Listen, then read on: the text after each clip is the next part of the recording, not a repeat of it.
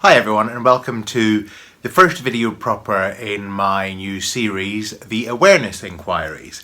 And I thought for this first video I would start not in a chronological place in terms of the process or tool or philosophy that introduced me to the concept of inquiring into awareness, into our true nature, but to the one that had definitely the most profound visceral impact on me in terms of making me or helping me to feel that there really was something in this self-realization thing. At something more than just a superficial level, and that is the process of self-inquiry called the work of Byron and Katie. Now, I've spoken about this on this channel before. I did a video probably about a year ago where I talked about the work of Byron and Katie in the context of tarot reversals, because as we'll see in a moment when I run through this process with you, one of the parts of the process of inquiry called the work of Byron and Katie is something called the turnaround, where the process itself is about inquiring into stressful thoughts, dealing with stressful thoughts, and the process is you inquire into them, you ask questions of them, and then at the end of the process you turn the thought around to its opposite, so that you can experience something different to and something opposite to the original thought that was causing the stress you were in. And I did a video based on my understanding of tarot reversals, when a reversed card pops up, and I explained how I sometimes use that as a way of prompting me into considering whether self-inquiry would be a useful process to engage with when in dealing with whichever issue it was I was being asked to deal with. So a bit of background on how I came to discover this process. I, a few years ago, did a course at the Fintorn Foundation in Scotland, a very profound course. It was called Life Purpose, and it had a number of different impacts for me. I've mentioned it more than once on this channel, a number of different discoveries there, and one of the profound experiences I had while I was there, we spent a period of time in silence, almost 24 hours in silence, which I actually found initially incredibly stressful. It really freaked me out, partly because I had thought that the silence that we'd be going into would literally just be, you don't talk for about 24 hours and, you can read a book or listen to music or whatever. And the course tutor actually invited us and encouraged us to really enter into silence. So she said to us, actually, silence means not just no speaking and no listening to other people, but no reading, no writing, no listening to music, no watching television. And I went from a moment of feeling like, oh, this is going to be a nice period of stillness and rest and relaxation, within seconds, to this feeling of almost abject terror, because I thought, I can't do this. I cannot completely shut myself off from all stimulation. But of course I could, and I did. I just let myself go through the experience, and it was fascinating, because one of the things I experienced while I was there was the rising of quite a profound sense of anxiety, and I just allowed myself to sit with it, and the anxiety dissolved, rather than trying to shut it up or distract myself from it. Just sitting with it and allowing it to dissolve back into my awareness was quite a profound experience for me. It taught me a lot about the way that feelings arise within us, and the way that they are sustained within us, and the way that they can dissipate almost as quickly as they arrive. That was one experience. The other experience was at the end of the silence, and I really didn't want to come out of the silence. I felt very, very peaceful and just really was enjoying the silence. I noticed towards the end of the silence that I actually felt like I was a little bit dissociated from myself. So what I mean by that was, I remember walking into the classroom that we were in, at the Findhorn Foundation after breakfast, just before we broke the silence, and it was almost as though I was observing myself walking in. So it wasn't so much that I wasn't seeing through my eyes, I was, but I also felt like my awareness had shifted to maybe a couple of feet behind my head and to the right, and it's very difficult to describe, but it's almost as though my centre of consciousness was not in here, it was somewhere over there, and I was observing myself. It was a profoundly peaceful process, or profoundly peaceful experience. It was just like being this kind of observer from a condition of I almost want to say unconditional love, but that's probably too grand a term, but certainly unconditional positive regard. It was very much that I was just watching what was happening, I was observing what was happening, and I didn't feel particularly as though I had an opinion one way or the other about what was happening and what wasn't happening. So that was interesting. And when I spoke to the course tutor afterwards, she was very excited and she said, well, that's terrific. That's one of the things that, really people often meditate for. And some people don't have that experience even after a long time in meditation. So you're very fortunate if you've had that experience, and,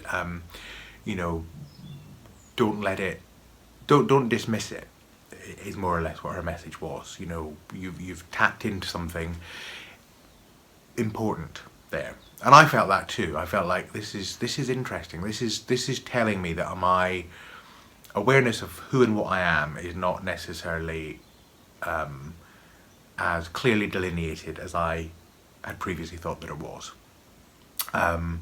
So that was that experience, and then also on this course, my course tutor mentioned Byron Katie. She was talking about various different processes that were useful tools for us, and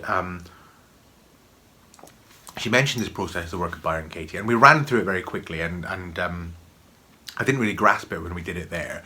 But what interested me in that moment was my course tutor told us about Byron Katie, and she explained that this was a woman, an ordinary woman in America, who had been very, very depressed. And then one day, after several years of depression, and depression that got to the point that was so intense that she actually checked herself into a halfway house for women with eating disorders, because that was the only medical facility that her medical insurance would pay for. And she was very obese and addicted to drugs and alcohol and various other things, depressed, agoraphobic and so on. And she was asleep on the floor one day in this halfway house, and she woke up, and when she woke up on this particular day, my course tutor described it to us as she no longer had the consciousness of a separate individual person. She had lost that differentiation. She woke up as everything, so she didn't see herself or feel herself or experience herself as an individual. She experienced herself, and even that doesn't make sense because she was no longer experiencing herself, but she woke up in this state of connectedness. And this really interested me because it obviously had kind of echoes of the little experience that I had had, but obviously in a much more profound and significant way, or certainly more extreme way. But also it really chimed with something that on and off over the years I had considered for myself, and that was that having an intuitive sense that all is one, everything is connected, there's a hidden unity to existence, but sometimes not really understanding how that could be. If you look out into the world and see how terrible it can be at times, and how much pain and suffering there is, how could it possibly be that everything is perfect and connected and united? So I was intrigued by this story and intrigued by this woman, and I realised that I had actually seen her books on bookshelves before, but I hadn't picked them up and had a look at them, but I was aware of her. So anyway, before I left Findhorn, I bought a copy of her book, Loving What Is, and took it home and read it, and was, I try not to use the phrase "my mind was blown" because I think it's very hackneyed, but in this case it's true. My mind was blown. I just It was a very profound experience of recognition, actually, and reading her story and seeing what she was doing with her experience. This experience of oneness really kind of resonated with me. And what's really intriguing about it is that the story goes that people would notice that she had found this inner freedom, this inner peace, and would ask her for help. And eventually, she initially would just spend time with them, but eventually she developed a process called the work of Byron Katie, which was a way of taking people through the process that she had gone through. But obviously, not everyone can have a spontaneous awakening the way that she apparently did. So her process was about helping them to, my short version of it is to identify that they are not the thoughts that they think. Because the work is about questioning stressful thoughts. And what she realised, she says, when she woke up that morning, was that no thought was true at all. And the work is really a process of focusing just on the stressful thoughts and questioning those. And the way that Byron Katie describes it is, if you question those thoughts, it's not that you let go of the thought, because you can't let go of them. Thoughts just appear in our minds. But if you question them, then what you might find is that thoughts let go of you. That's her description of it. So the work is 4 questions and what she calls a turnaround. So the 4 questions are: is it true? Can you absolutely know that it's true? What happens when you believe that thought? That's the 3rd one. And who would you be without the thought? That's the 4th one. And then the next step in the process is to turn the thought around into an opposite and find 3 examples of why that opposite thought could be as true or truer. Now, I'm going to run through the questions with you in a moment. I've got them written up on my trusty whiteboard. And we'll walk through a bit of an example as I go through them. But just before I do that, I want to say a couple of things about the process of the work. Well, actually, before I say that, I want to also let you know that I am very pleased to be able to say that I'm going to share with you some videos of Byron Katie herself doing the work with people. And the reason I'm able to do this is that many of her early videos were made available. She made them available freely for people to distribute and copy and share freely, as long as it wasn't for commercial gain or commercial profit. So with permission, I'm uploading these, with that permission, I'm uploading these videos to my YouTube channel. And I've got a video where she does a kind of introductory session on the work, and then several videos of her working through issues with real people in real time using the process of the work. And there's really, I think, no substitute for seeing her doing the work if you want to have a very profound understanding of how it can work. Although she always does make the point that we don't need her to do the work is available to everyone, and the instructions are always available free on her website. Anyway, what I wanted to say about it was that for some people, they see the work as a bit simplistic. I've heard people say it's too simple. And I've also heard people say that it can appear rather unkind, because you take this stressful thought that you might have against somebody else. Maybe you're judging your boss as he's too critical, he criticizes me, he's too critical. And the process is, you of course question that, and then when it gets to the turnaround, you flip it around to an opposite. Now, an opposite of he's too critical might be I'm too critical. And if you're not careful with the work, if you jump straight to the turnaround, or if you go through the process of questioning the thoughts in a very superficial way, when you get to the turnaround, it can feel like a real kick in the teeth, because it can be turning this negative thought and feeling around onto yourself. But again, as Byron Katie describes it, if you go through the process itself properly and you actually sit with the questions, then when it comes to the turnaround, often it doesn't have that sting. It actually feels much more kind, and as though you're able to own something of yourself that you weren't able to own before. The other thing to say is that there can be a temptation, I've seen this when people do the work, to skip through the questions really quickly and almost to answer them as though they think there is a proper answer. So when it comes to the first question, I've already said that Byron Katie teaches, if you like, that no thought is true. That was her experience when she woke up she describes it as waking up to reality. So if I have the thought that he's too critical, and I ask the question, is it true?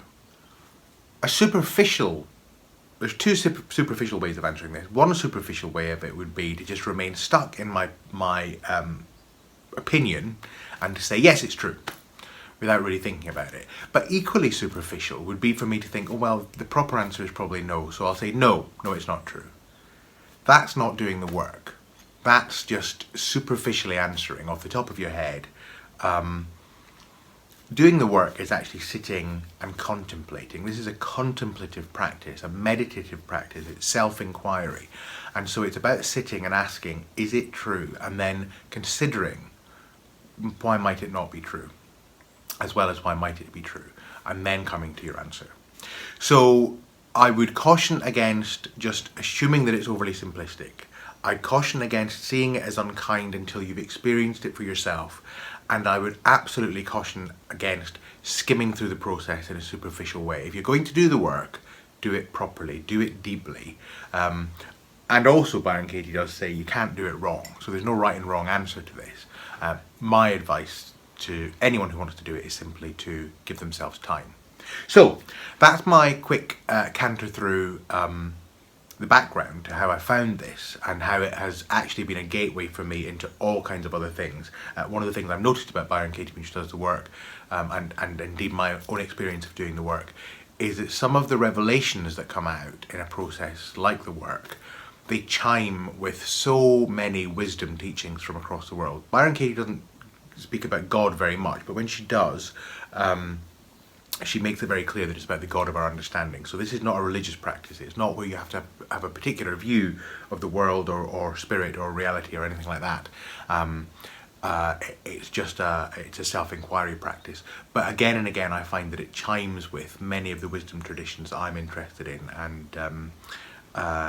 and really ultimately my perspective on this is that Byron Katie comes from and speaks from the same kind of place that people like Eckhart Tolle speaks from, and Ramana Maharshi spoke from, and Nisargadatta Maharaj, this kind of non-dual, impersonal, connected with everything space that ultimately I think many of us would like to be able to experience and like to be able to speak from, but don't feel that we can, and we'll come on to that in a bit more detail later on in the series. But anyway, that's my summary. So what I want to do now is I want to talk you through the 4 questions with an example, and just to give you an idea of how the process can work. So back in a sec. So I hope you can see this clearly. I've actually turned the light on just so you can get a closer view of the screen of the whiteboard. So those are the 4 questions and the turnaround for the work of Byron Katie. Just a reminder, number 1, is it true? Number 2, can you absolutely know that it's true? This is the thought that you're inquiring into. Number 3, how do you react? What happens when you believe that thought? And number 4, who would you be, or what would you be without the thought? And then you practice the turnaround, where you take the thought and you turn it around. And there are 3 different ways you can do that. I'll show you that when we get there. So let's take as an example. Okay, well, let's take the example that I mentioned. I just said it spontaneously, so let's go with it. He criticised me, or he is too critical of me.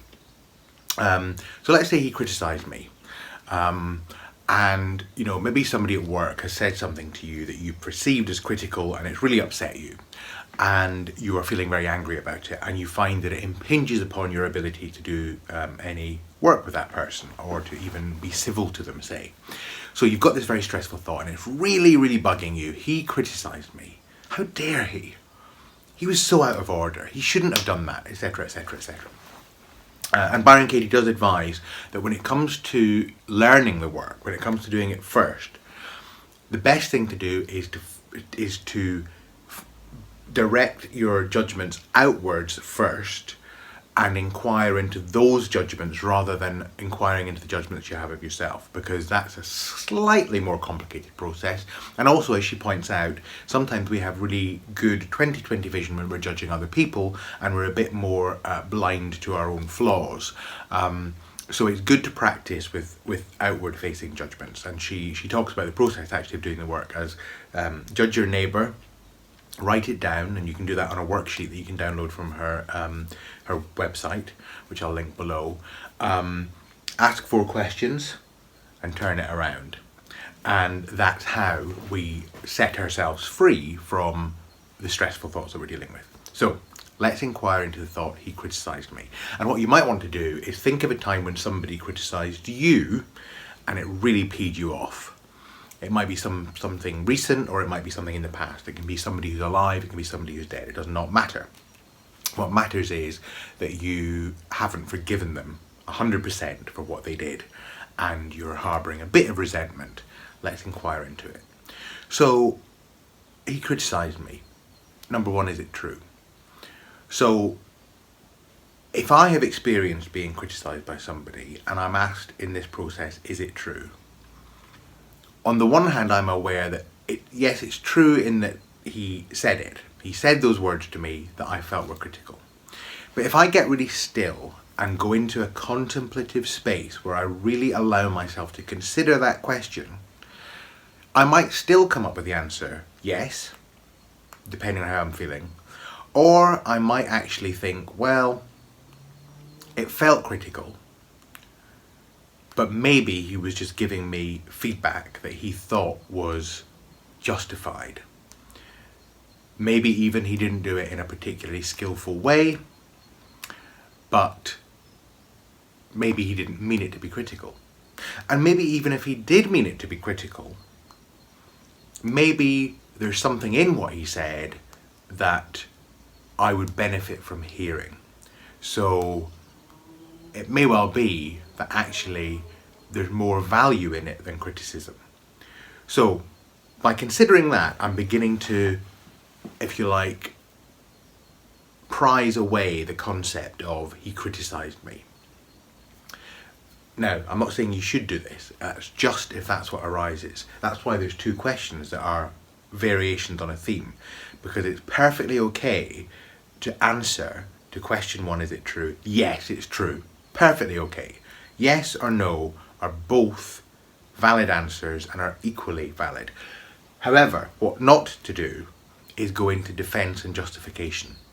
So if you hear yourself, if you're self-facilitating yourself or you're doing this with somebody else, if you hear yourself say, yes, but, or no, but, or yes, because, and start going into a story of why you were justified in feeling that way, then you have stepped out of the process of self-inquiry and you have stepped back into a process of holding up your belief system.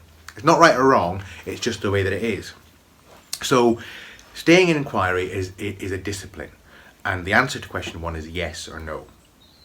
So, if you answer yes, then you can go to question 2. If you answer no, then you've already answered question 2. So you can go straight to question 3. But if you answer yes, yes, it's true, then you get to question 2. Can you absolutely know that it's true? Now, with this question, I actually quite like to play around with the phrasing of it and the emphasis on different words, because that really helps me to consider the question more deeply. So, he criticised me. Can you absolutely know that that's true? Well, on one level, of course not. In a sense, I can't absolutely know anything. It may well be, there's always the chance that I'm mistaken in my perception. So can I absolutely know that it's true that he criticised me? Well, I heard him criticise me, it felt critical, it hurt me. But maybe, I've had the experience sometimes of mishearing people. I've had the experience of perceiving something, the way that somebody said something. I remember watching a video once where I perceived somebody in the video to be annoyed about something, and then I remember watching back the video several months later, and it was amazing. I thought, how did I see that? Because I don't see that in this time I'm watching it. So I'm aware that my perception sometimes can be a bit off in the moment. So can I absolutely know that it's true? No, not absolutely. So here's another one. Can you absolutely know that it's true? Well, that then makes me think, well, what is knowing? Is knowing how deeply how deep does my knowledge go? So, can I absolutely know that it's true that he criticised me? Well, I can't know what's in his mind. So I can't know for sure that he intended to criticise me. It might look as though he did. He might even say that he did. But I still can't know what's inside of him. Therefore, I can't absolutely know that it's true. And then, of course, you could emphasise true. Can you absolutely know that it's true that he criticised you? And then that opens up the question of what is truth? What is true? And again, that opens us up to this idea that perhaps there's a different way of looking at it. Now, again, the answer to this question can be yes or no. You do not have to. It's not a test. You don't have to come up with no to that. You are allowed to say, yes, I absolutely know that it's true. That's perfectly acceptable. Because then you move to the next question. How do you react? What happens when you believe that thought? When you think that thought and you believe it? So he criticised me. When I attach to that thought, when I believe that thought, what happens? And again, my advice is go deep with this. Don't just say, I get annoyed. How does it feel? I get a tightening in my stomach. I get a shortness of breath. I get a kind of feeling of pressure and buzzing in my head. I go hot. I grip my teeth. I feel hurt. I feel sad. I withdraw from him. I avoid him. Maybe the next time I see him, I go the other way. I run through the moment again and again and again and again in my head. So he criticised me once, and I repeatedly go over it in my head. And each time I do that, I feel like crap. What else happens when I believe that he criticised me? I may retaliate in some way. So I might be sharp with him. I might snap at him if he speaks to me. I see him as an enemy. So when he then compliments me about something, if that happens, I find it hard to believe the compliment. So there's all of these things that spin out of believing the thought. And this is just about sitting in that question. You can worry later about whether your reactions are justified or unjustified or whatever. This is just about inquiring, sitting in this question and answering it honestly. How do you react? What happens when you believe the thought that's causing you stress, which is, he criticised me? And you could make a list here, a huge list of all the things that happen. Now, one of the ways that Byron Katie used to phrase this was, what do you get for holding that belief? It's the same question, but just phrased slightly differently. And I actually quite like to play with that as well, because sometimes there's a payoff in holding on to a stressful belief. So what do I get for believing that he criticised me? I get to feel hard done by. I get to feel justified in my anger. I get to feel like I'm a bit of a martyr. I get to feel sad and annoyed and frustrated, and there's a bit of drama in there that I might like. So there may be a payoff. I get to avoid engaging with him, which might mean that I get to avoid doing some of the work that he might want me to do. So there can be payoffs for believing the thought as well. So that third question is really worth spending time over it and considering what are all the things that happen as a result of believing a particular stressful thought. And then here comes number 4. Who or what would you be without the thought? So this is about imagining. If you were put on this planet without the ability to think the thought or believe the thought, he criticised me, in that same situation, don't change any of the circumstances, who or what would you be? So if I imagine myself in that situation with him criticising me, saying something to me that's critical, but I don't have the belief that he criticised me, who or what am I? Well, I'm just me listening. So I'm hearing his words, and if there's no rub in them, if there's no sense of criticism in them from my perspective, in my opinion, I can hear what he's saying. And it may well be that what I hear is useful to me.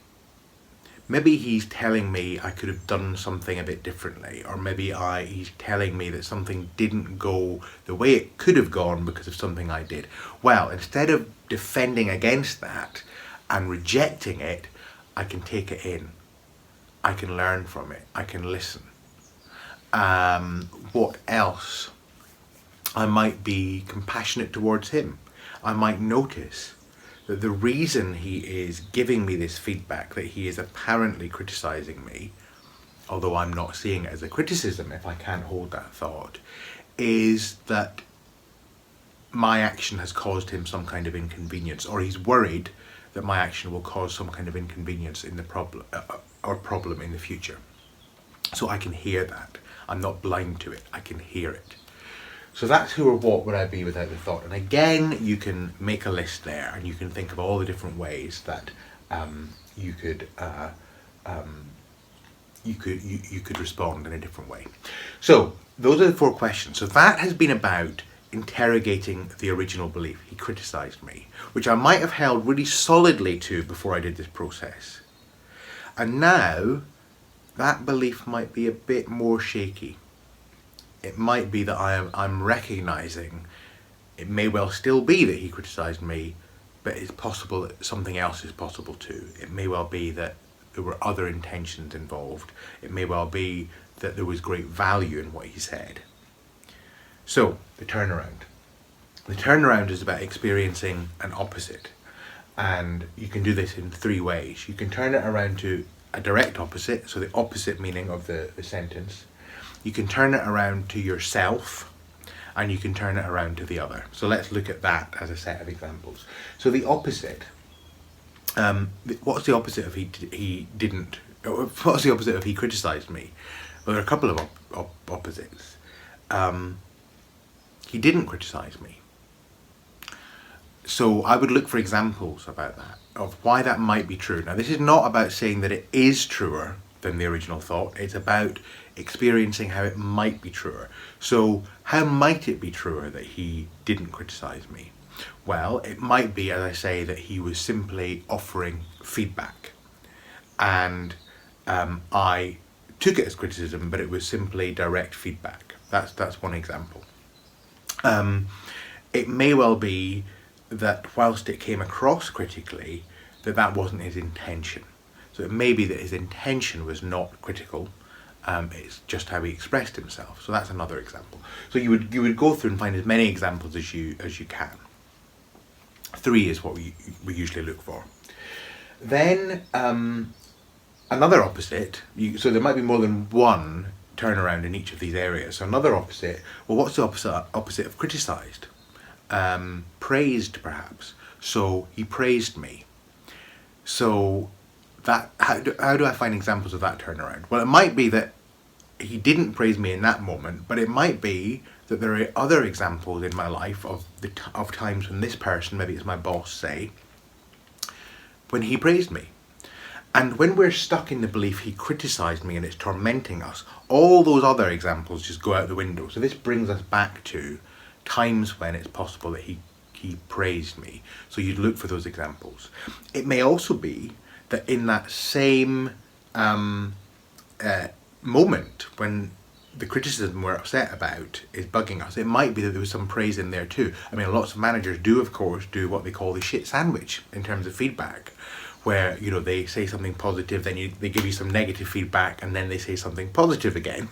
And it may well be that negative feedback is what's bugging us, and that's the critical part.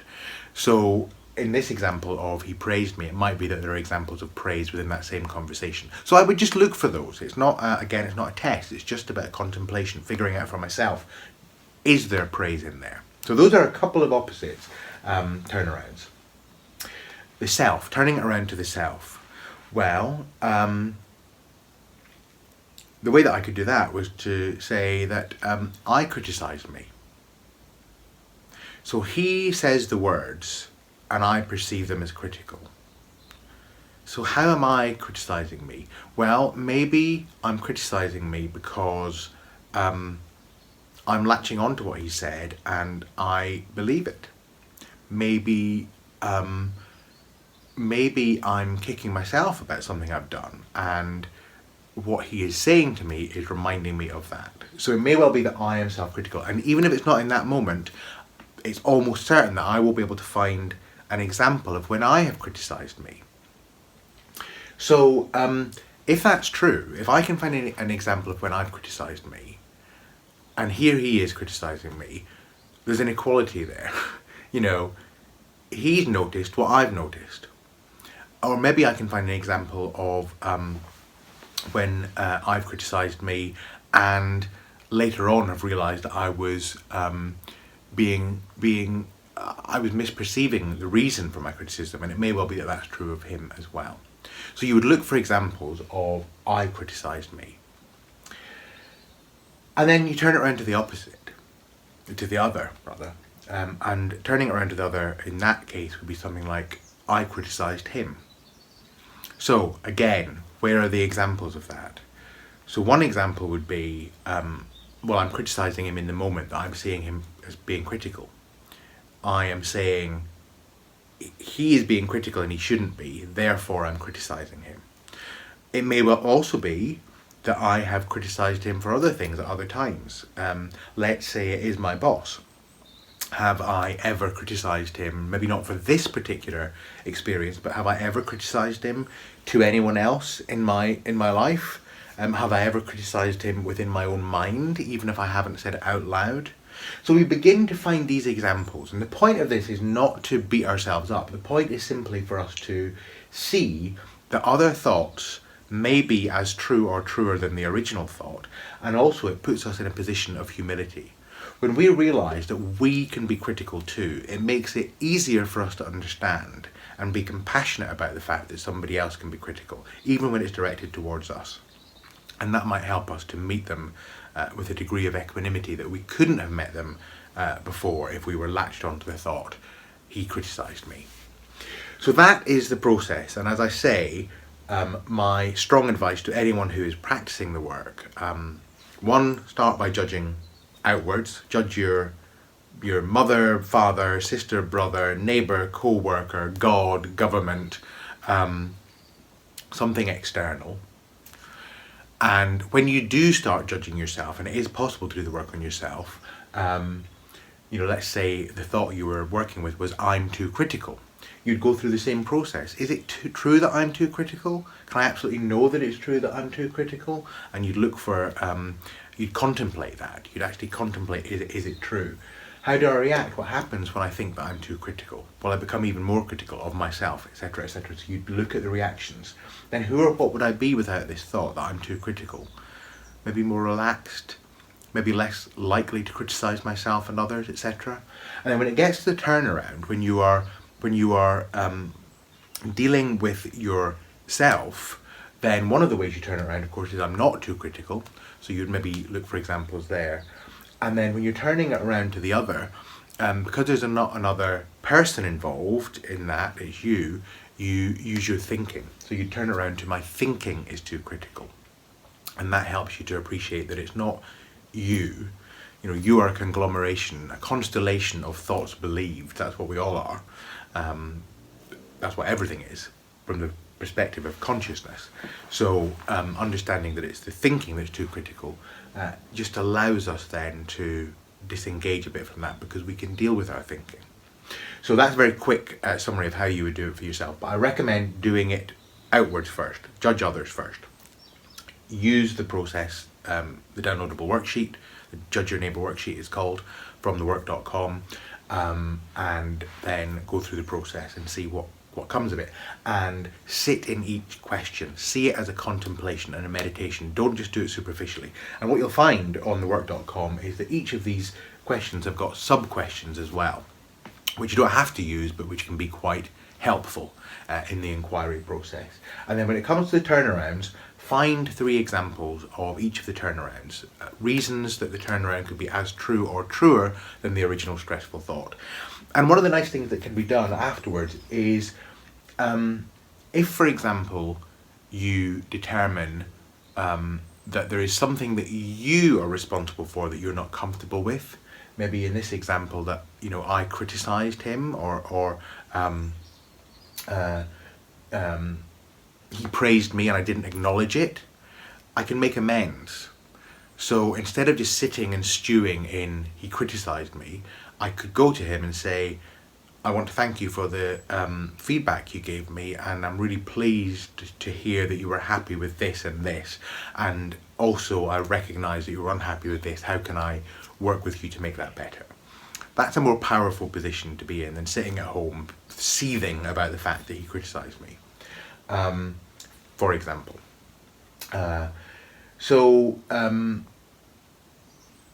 There we have it.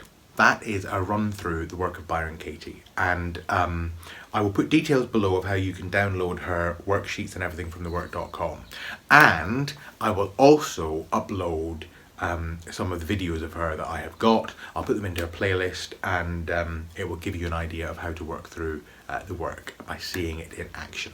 So for me, this has been a gateway into a whole host of other self-inquiry, contemplative, self-awareness practices that have been profoundly helpful in my life. And so I want to spend a bit of time on this process because I think it really is a fantastic way into all of this.